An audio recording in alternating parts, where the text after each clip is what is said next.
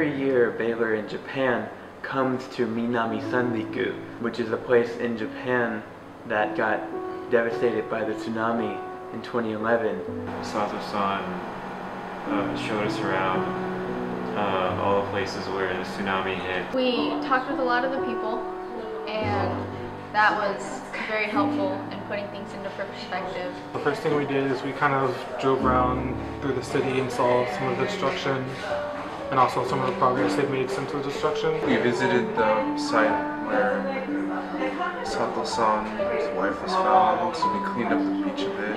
被災者の住宅やその付近の学校を回りました。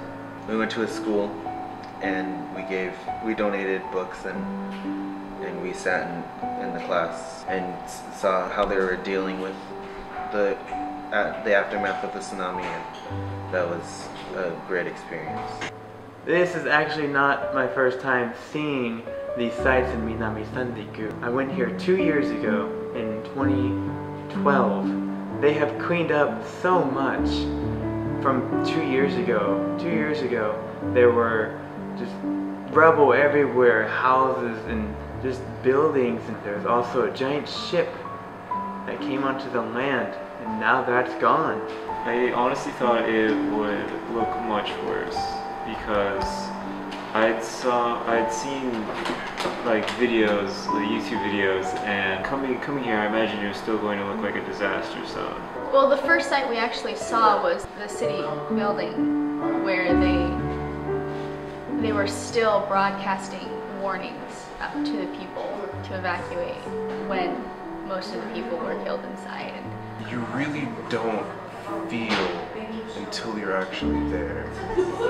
Until you're actually there standing on the ground, until you're actually seeing with your own two eyes the sort of destruction, the sort of mayhem caused by tsunami. You feel it, but you don't really know it until you're actually there. The most memorable thing about this place was probably the people. I have to say the people most of all, because it's another thing entirely to come and talk to the people who have stayed here and the people who have come back. And just knowing, they have so much emotional trauma, but just seeing their smiles and seeing how they can be genuinely happy. The memory is still strong.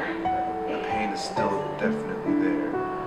But despite all of that, they're able to kind of stick together. They're able to support each other. 被災に遭った方々の家を流された人たちの仮設住宅というところに訪問させていただいてお話を聞いたんですけど、もう震災から3年が経ちました。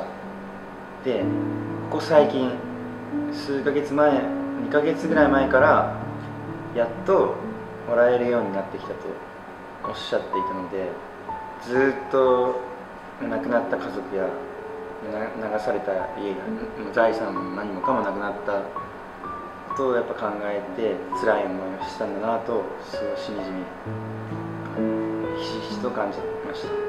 When I heard Sato's story for the first time, I was really surprised to see a man be so strong after losing so much. But it's fantastic seeing him not give up on life. He still is strong in helping others.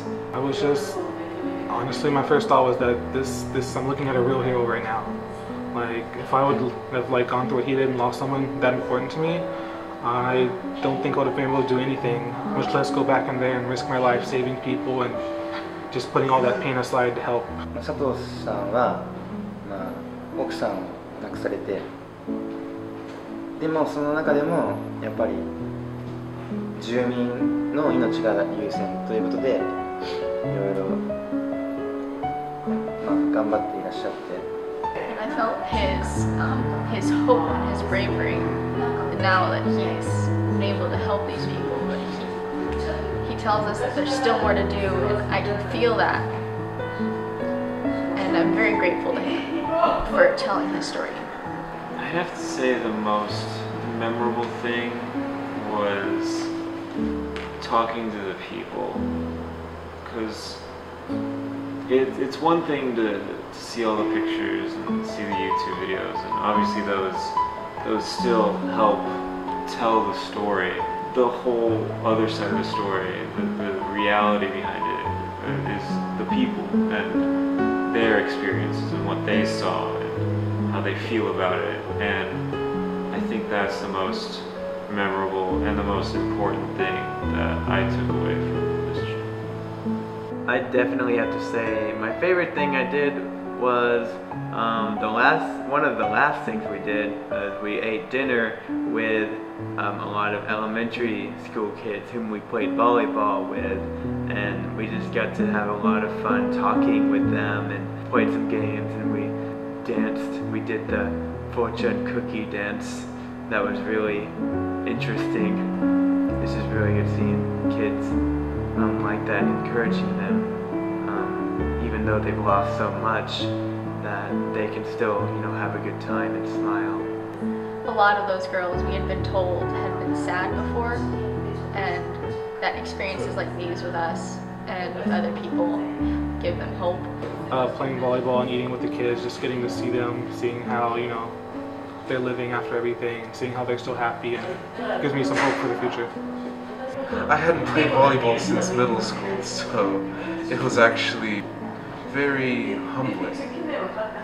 But it was a lot of fun, and it was great to see, the children enjoying themselves. The school was so much fun.